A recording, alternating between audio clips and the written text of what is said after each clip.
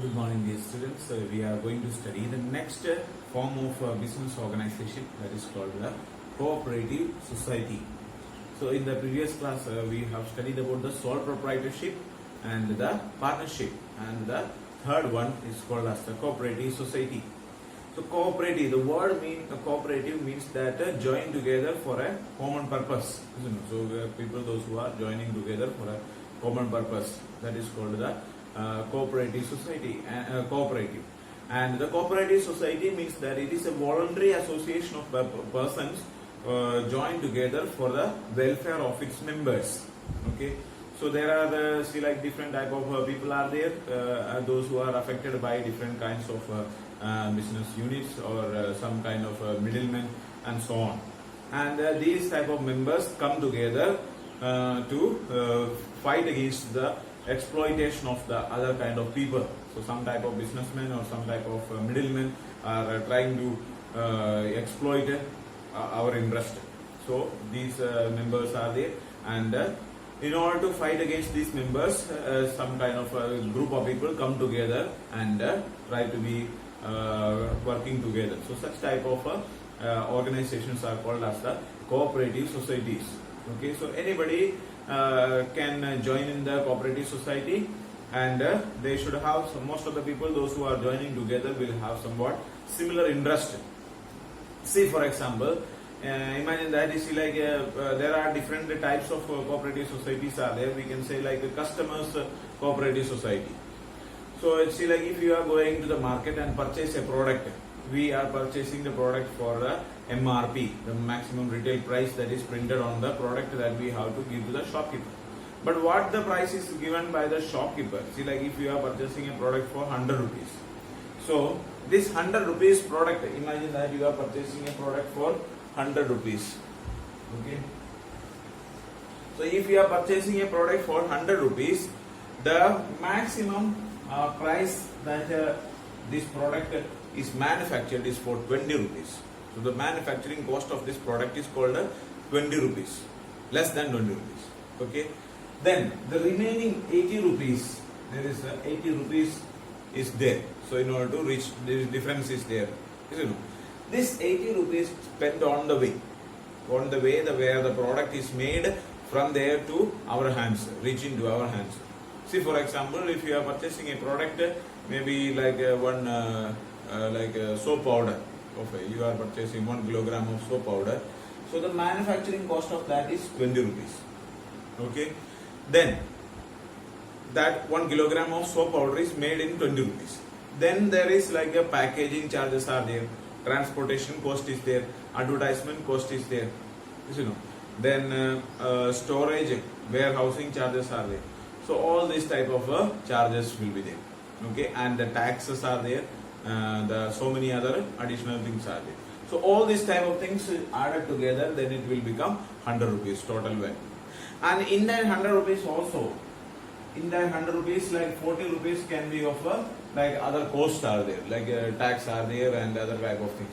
The remaining 40 is coming in the category of profits for different members. Okay, so there will be a distributor. Okay, so that distributor will take a 10 rupees profit.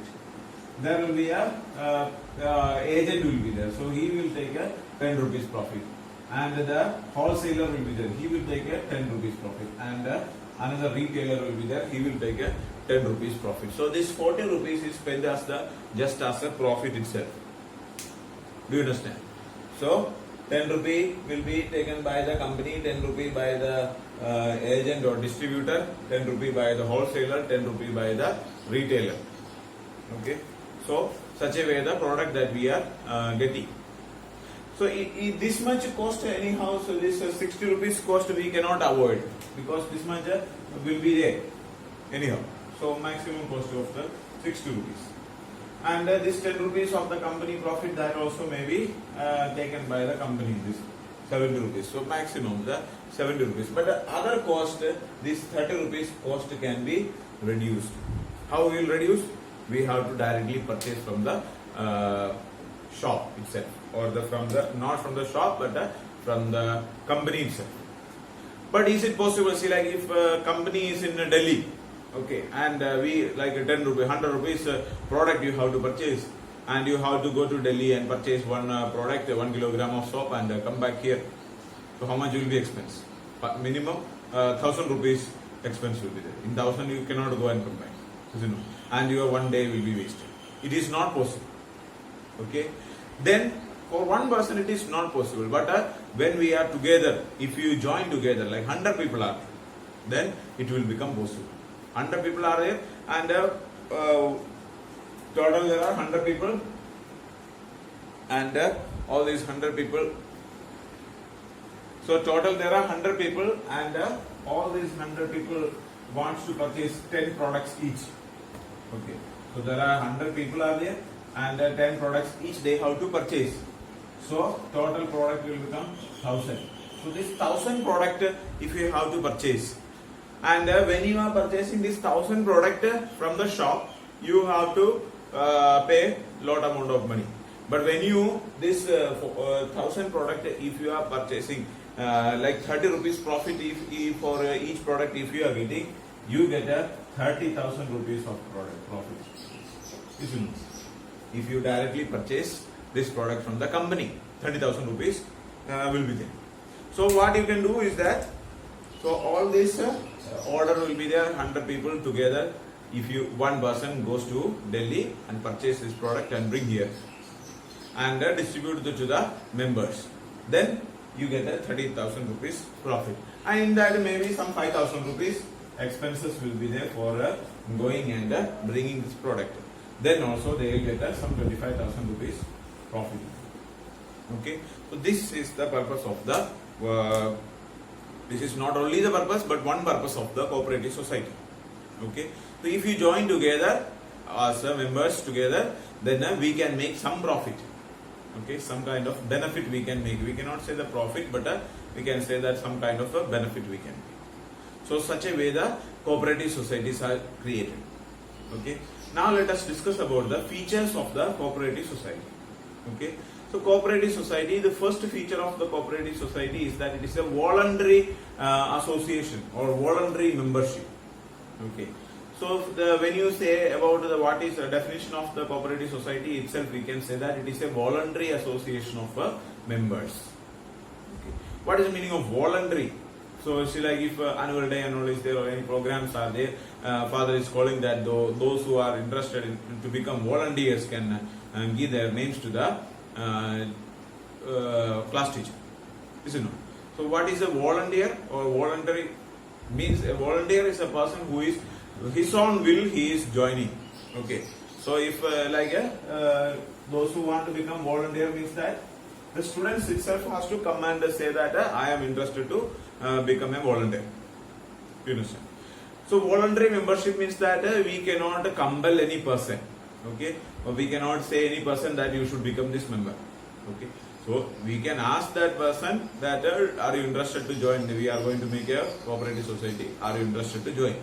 So there is no any kind of discrimination or any compulsion based on their caste or religion or sex or any kind of things. Any kind of discrimination or any kind of compulsion should not be there, and all the members should join for voluntarily with their own will. They are interested, so they join, and if after some time if they find that it is not going to be useful, then they can leave the membership also. Anytime they can join and anytime they can leave. Okay, so that is called the voluntary membership. The next point is that legal status. Okay, so this is a very much important point and different from the sole proprietorship and the partnership firm. So the sole proprietorship and the partnership firm do not have a legal status, but a cooperative society has a legal status. See, for example, if a cooperative society is joined together, registration of a cooperative society is compulsory. Okay, so we have to register the cooperative society, and it is running by the Cooperative Societies Act 1912. Okay, and as per the Cooperative Societies Act 1912, it is compulsory to register the cooperative society. And once if the company is getting registered or the cooperative society is getting registered, this cooperative society has got some particular rights in front of the law. It is separate from, there is a legal validity of this cooperative society separate from its members. Means that this cooperative society will be considered just like another human being or another person. In front of the law, it is just like all the features of the human being is there. So like whatever a citizen is having, or how many rights the citizen is having, almost the similar rights are there for this cooperative societies also. So in front of the law, this will become a separate legal person or a legal status will be there. Okay. So a cooperative society can purchase any product. Okay, a cooperative society can purchase a land. It's like if, for example, is our school is running based on a cooperative society, and the product, all the property of the school is belonging not to the father or not to any teachers or anybody. Even father is an employee here, and just he is working, and he will be working for some years, and after that, if the society is telling him to go, he has to go. That's okay. And if he is going from here to another school, whatever property that he is having, he has to leave here and go to another school. And there, if some properties here are there, then that he can use his own personal properties he can take. But other properties like the school office is there, so he is sitting in the office. He cannot carry the school office, or he cannot sell the school office or a building or land or anything like that. And all the property, all the things that are here, even a small like if any products are there, that is purchased not in the name of Father Sajipal or in the name of the manager, but it is purchased in the name of Little Flower School. So that is running under the name of a cooperative society. Do you understand? So this cooperative society can purchase land. It can file case against a company, or it's like if we are doing like if we are running some like smart class is there, and the smart class company is not properly that they made an agreement, but they are not providing the service as per the this one, then we can file a case against the smart class company. Like TeachNext is there, so against, I'm not telling about TeachNext is not doing properly, but if any problem is there, then we can file, the school, the cooperative society itself can file a case against the this one.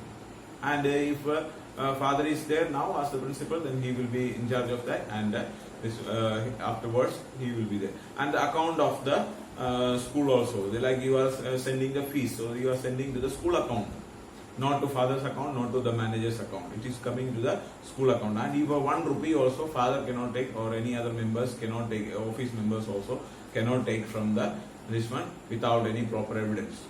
Okay, so this money is sent to the school's account, and all the expenses are taken by the school account. So there is a cooperative society, and the entire things are coming in the category of the cooperative society.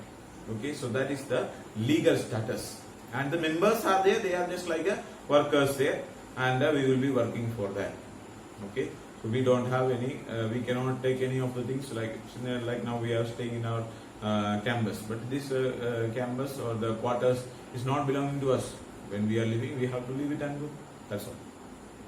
Okay, so that is called as the legal status. So there is a separate legal status is provided. The next one is called as the limited liability. Okay, so the members of this cooperative society has got one very important feature is there, that the members having limited liability. See, for example, and the see, like the cooperative society's assets are created by the contribution of the members.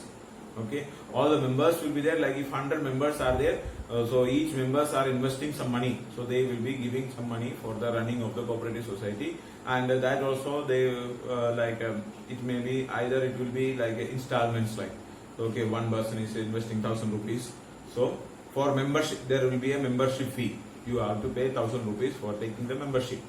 So each member has to pay 1,000 rupees each, and 100 members are there, so 1,000 rupees each member will be paying, and altogether how much money collected, that much money will be there as the capital of this. Okay, but the loss that a member can face is the maximum loss that if we see, like if we are starting for joining, at the time of joining, how much money, or in between when you are, how much contribution you are giving to the cooperative society, that is the maximum loss. Your personal assets are not going to affect. Okay, so there will not be any problem with the any, see, like if you have totally invested 10,000 rupees for the cooperative society, and if the cooperative society goes in loss, and if there is a big failure in the cooperative society, then also maximum loss that you have to face is the 10,000 rupees that you have invested. More than that, even a single rupee you need not to pay. Okay, so that is called the limited liability. Okay, then next one is called the control. So the control of the legal control of the cooperative society is run by the there is a like managing committee will be there. So, and there is a managing committee, and this managing committee is elected by the members. See, like 100 members are there. All 100 members cannot manage the activity, or if any type of works are there, then all cannot become the managers of this one. So altogether, all 100 cannot manage this activity. So what they do is that they will select some members, and then each member will have the voting right. So one member will have one voting right. Okay, so 100 members are there, 100 members will be voting, and those who are interested to become the managers, so all of them will conduct a voting, and there's like some 3 members or 5 members will become as the managing committee, members of the managing committee. So there is a kind of a democratic style of leadership is there in the cooperative society. We can say there is a democratic type of way is there for selecting the members, and these members may be selected for 1 year or some 6 months or maximum. Normally it is selected for 1 year, or maybe for 3 years, or according to different cooperative society it will be selected for different stages. After that there will be election conducted again, and if those members who are getting the highest amount of votes will be becoming the members, and they will be making the decisions regarding the cooperative society, and the management will be done by them. Okay, so that they are having the control of this one. Okay, then the last point is that service motive. Okay, so the cooperative society is running with a service motive. Their purpose of running, there is no any kind of profit making motive is not there. Okay, the purpose of the cooperative society is to serve the members. Okay, so bringing finding out the problems of the members, and solving the problems of the members, and giving them proper welfare of the members. This is the purpose of the cooperative society, and they don't have a purpose of making profit. Okay, so all the members are so that they should be happy, and they should get a proper benefit.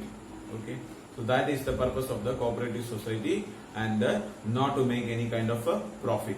And if there is any kind of profit, that money will be distributed among the members for at the end of the year, or at the after when they have some, mostly at the end of the year they distribute this. If any, most of the time there will not be any much profit will not be there, and if at all any profit is there, that can be distributed among the members.